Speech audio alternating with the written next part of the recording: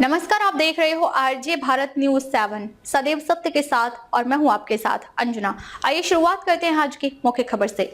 दाहोद से रिजवान की रिपोर्ट। दाहोद जिले के सिंगवड़ तहसील के डूंगरपुर परमार गांव में लिमखेड़ा विद्युत मंडल की लापरवाही के कारण नदी कालिया में चिराग तले अंधेरा। दाहोद जिले के सिंगवड़ तहसील के डूंगरपुर परमार गांव के लोगों द्वारा बारंबार शिकायत करने के बावजूद भी कोई सुनवाई नहीं हुई और बिना बिजली के वर्षों से परेशानियों का सामना करना पड़ रहा है। जहां कुछ जगहों पर महज ठेके पर खंभे सजावट की तरह लगाए जा रहे हैं। लोग इस बात पर विचार कर रहे हैं कि क्या उन्हें जीवन भर बिना बिजली के रहना पड़ेगा या फिर मौजूदा सरकार कोई समाधान निकालेगी। आज का युग बिना बिजली के संभव नहीं है और आज तो हर घर बिजली पहुंच चुकी है, लेकिन ऐसे में भी गुजरात राज्य के इस गांव में आज दिन तक बिजली का कोई ठिकाना नहीं है। ग्रामीणों का कहना है कि जब मीडिया के साथियों ने खबर चलाई तो ठेकेदार ने कुछ खंभे तो लगाए, लेकिन अधूरा काम छोड़ दिया गया। नदी फलिया के ग्रामीणों का कहना है कि इस काम को पूरा करने की मांग की गई है और आम आदमी पार्टी के गुजरात संगठन मंत्री नरेश भाई बारिया ने भाजपा पर हमला बोलते हुए कहा कि अधिकारियों को बार बार शिकायत करने के बावजूद उन्होंने कहा कि भाजपा शासन में काम नहीं हो रहा है। अगर काम नहीं हुआ तो नरेश भाई बारिया ने धरना देने की धमकी दी। पंचायत की ओर से सरपंच द्वारा प्रस्ताव दिए जाने के बावजूद बिजली बोर्ड के अधिकारी टस से मस नहीं हो रहे। जब ग्रामीणों ने कहा कि काम जल्द से जल्द पूरा किया जाए। आइए सुनते हैं बिजली को लेकर एक स्थानीय बुजुर्ग महिला और एक बुजुर्ग दादा ने बिजली को लेकर क्या कहा। साथ ही साथ आम आदमी पार्टी के गुजरात प्रदेश संगठन मंत्री नरेश भाई बारिया ने क्या क्या कहा। आरजे भारत न्यूज 7 के लिए सिंगवड़ से रिजवान भाई की खास रिपोर्ट। 10 વર્ષથી લાઈટ નથી, અમે અંધારામાં પડી રહેલો હે। અમારું જેને પૂછે તેને કઈ કરી હાલતા નથી ને લાઈટ આવતું નથી। થાંભલા 5 રૂપિયા જતા રહ્યા ત્યાંનું કોઈ આવતું નથી। અહીં અમે આટલા વર્ષ કાઢ્યો, હવે કેટલા વર્ષ કાઢ્યા, બધાને માંગણી કરી કોઈ અમારું થતું નથી। અમારા સોરો બનાવવાના, અમારા સોરો કઈ રીતે બનાવવાનો? રૂપિયા તોડી છોકરો બનાવવાનો, છોકરો પાસ નહીં થાય, શું કરવાનું? નિશાળમાં છોકરો મૂકી ઘેરે લખવાનું, શું બાળીને લખે એંધારામાં? અમે પણ આટલો કરી રહેલા તો કોઈ અમને લાઈટ કરી હાલતું નથી। અમારું કોઈ હે કે નથી, અમારું સરકાર નથી કે અમારું કોઈ હે કે નથી, કોઈ અમારે નદી ફળજા કોઈ લાઈટ કરવા મંજૂર નથી। હવે અમારે શું કરવાનું?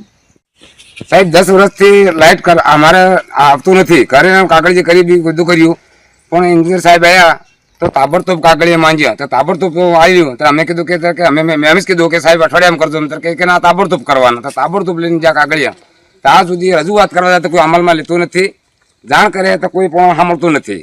તો કોને જાણ કરવામાં આવે કે સરકાર હતી બીજી है કે જુદી જુદી સરકાર है, તો કોઈ સાંભળતું નથી।